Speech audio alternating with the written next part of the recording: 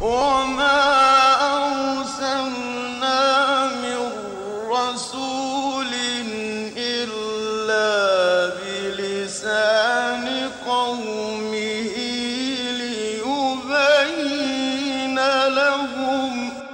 دروس من المسجد النبوي الشريف. In English. In English. In English.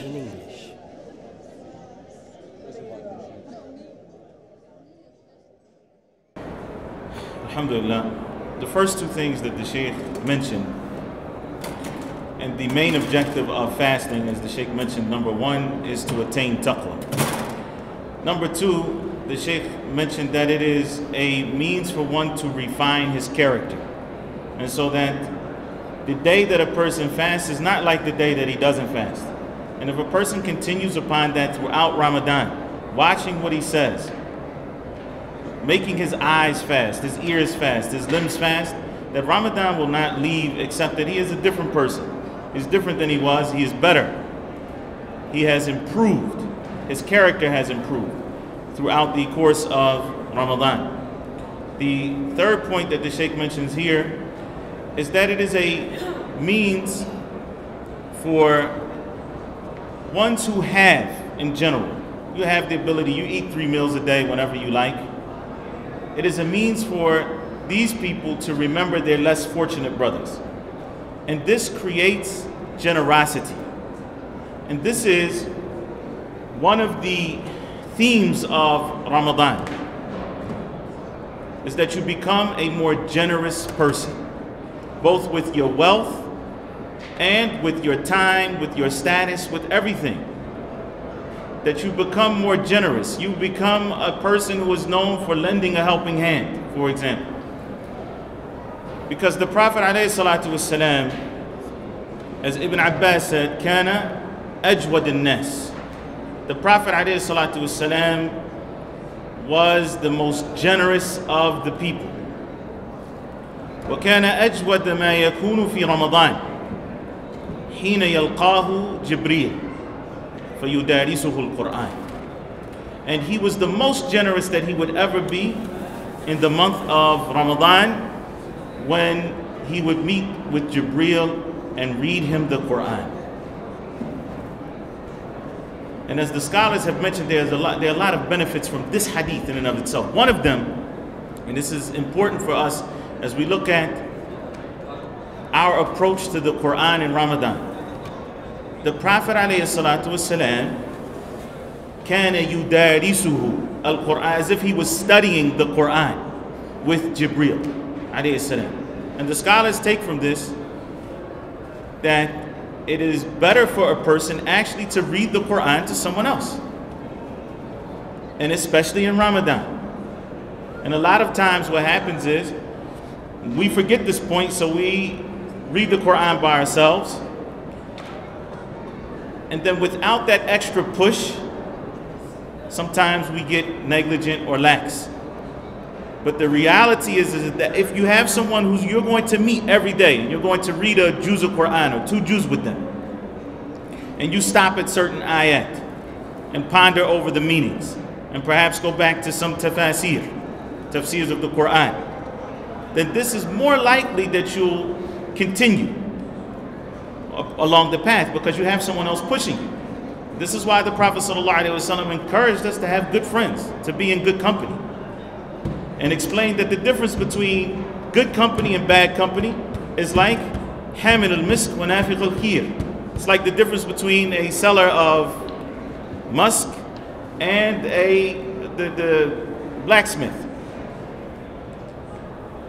So the one who sells musk, he's either going to sell you some, so you smell good, or he's going to give you some, you smell good, or at least you get a pleasant smell from him.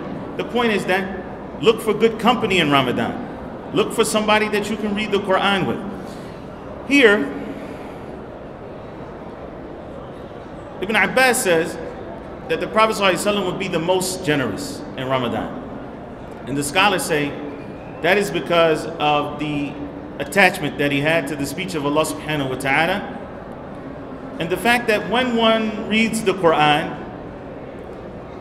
they become more in tune to their ultimate reality, the inevitable. Kullu nafsin dha'iqatul maut. Every soul shall taste death. As a person reads the Quran and they read about Jannah and they read about Nar, they read about Allah subhanahu wa ta'ala, His names and His attributes. They read about the stories of the Anbiya, the prophets and the messengers of the past.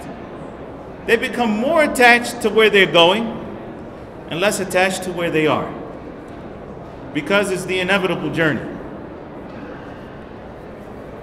And they recognize that this is the path of the Salihin and the righteous, and this is the path of the corrupt. And so once you realize that this is وَإِنَّ الدَّارَ الْآخِرَةَ لَهِيَ الْحَيَوَانِ,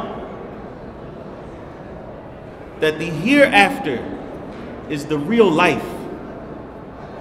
When a person reads the Quran more and more, then this becomes a reality to him. It's not just lip service, and it's not just something that's on the back of his mind, but now it becomes part of his thought process. And so he thinks about the hereafter. If a person is thinking about the hereafter, that $5 he has, that $20, $100, and he recognizes that it is going to be rewarded 700 times over. Then he recognizes that I don't need this in reality. This is extra. If I don't have it, my family is not going to starve, alhamdulillah, whom Allah subhanahu wa ta'ala has put me in charge of. And there's no doubt that the best sadaqah that you can spend is on your family. Don't go giving to other people and leave your family in need. Give them, but give them with the intention that it is for Allah subhanahu wa ta'ala. That you are fulfilling a wajib, a responsibility, and know that the most beloved of the deeds to Allah subhanahu wa ta'ala are those that He made obligatory upon us, and every man has to take care of his family. So spend on your families, be generous with your families in the month of Ramadan. But also, if you have extra, you have surplus, and you find that there are people in need, there are masjids in need, there are institutes in need, Islamic schools in need, then give, and give generously. Give like a person who doesn't fear poverty. This is why the scholars say that there's no way that a person can be both generous and a coward. Because the only way you're going to be generous is when you don't fear poverty. And poverty, most people fear poverty more than they do an enemy with a weapon. And because they fear poverty, they become the slave to money. They enslave themselves to money to ward off the opposite of wealth, which is poverty. Not that they fear their enemy. So if a person is generous, then bi'idhnillahi ta'ala, he will also be a courageous person. And these are from the attributes of the real believers in Allah subhanahu wa ta'ala. شهر رمضان الذي أنزل فيه القرآن هدى للناس وبينات من الهدى والفرقان